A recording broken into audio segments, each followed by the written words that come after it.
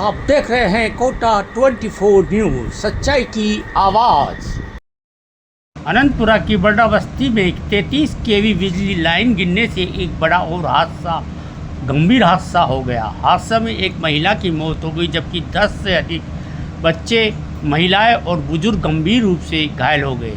सभी घायलों को न्यू मेडिकल कॉलेज अस्पताल में भर्ती कराया गया। घटना की सूचना मिलते ही समाज सेवी हिम्मत सिंह अस्पताल पहुंचे, मोर्चरी और अस्पताल में भर्ती घायलों एवं उनके परिजनों से मुलाकात की, उनका हालचाल पूछा।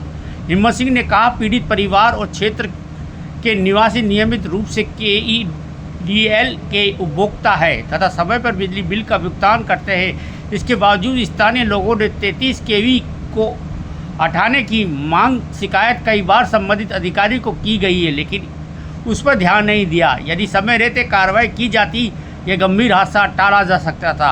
उन्होंने सवाल उठाया, इस दुर्घटना की जिम्मेदारी आखिर किसकी है?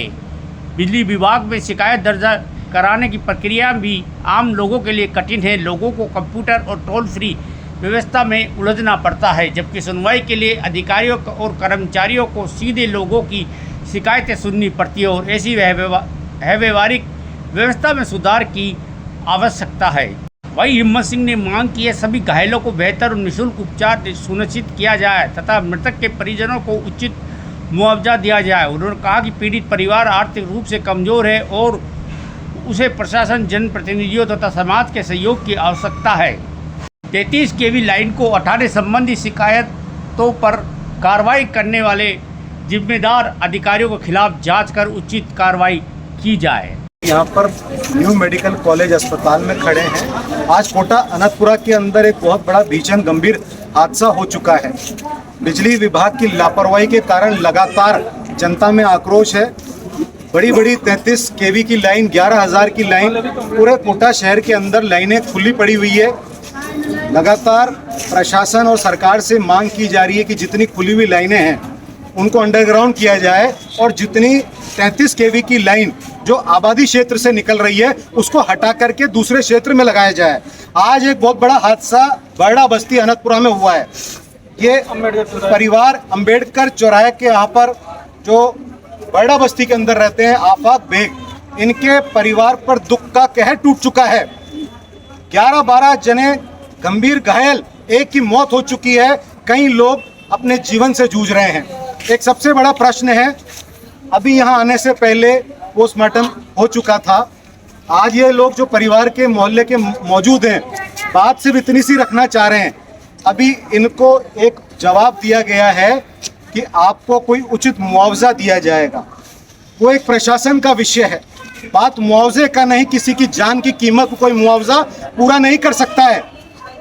एक परिवार जिसने एक 33 केवी की लाइन को हटाने की शिकायत पूरे मोहल्ले के बड़ा बस्ती के लोगों ने दी थी, उसको देने के बाद भी अब तक उस लाइन को हटाया नहीं गया। ये गंभीर लापरवाही है।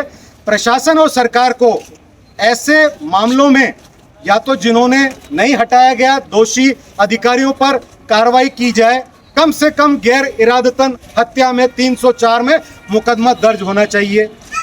छप्पर के नीचे चला रहा है।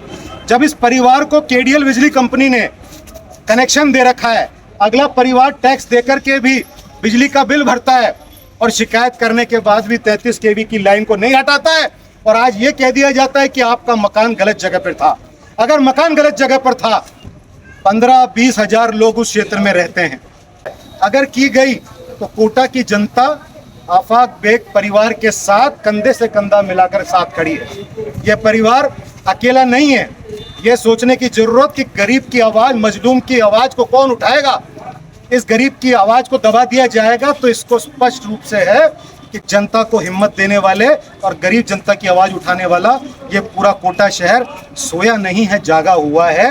2 गायों की, जिस गायों को हम धर्म का प्रतीक बताते हैं, उनकी मौत इस बिजली के तार गिरने से हो जाती है। आज इतनी महिलाएं, छोटे छोटे मासूम बच्चे घायल हो जाते हैं। तो मैं पूछना चाहता हूं कि किसी भी राजनीतिक पार्टी से ऊपर उठ करके न्याय के लिए इस परिवार के साथ खड़े हों, इन्हें उचित मुआवजा मिले, परिवार को संबल मिले, ढांढस बंधाए, अकेला नहीं छोड़े।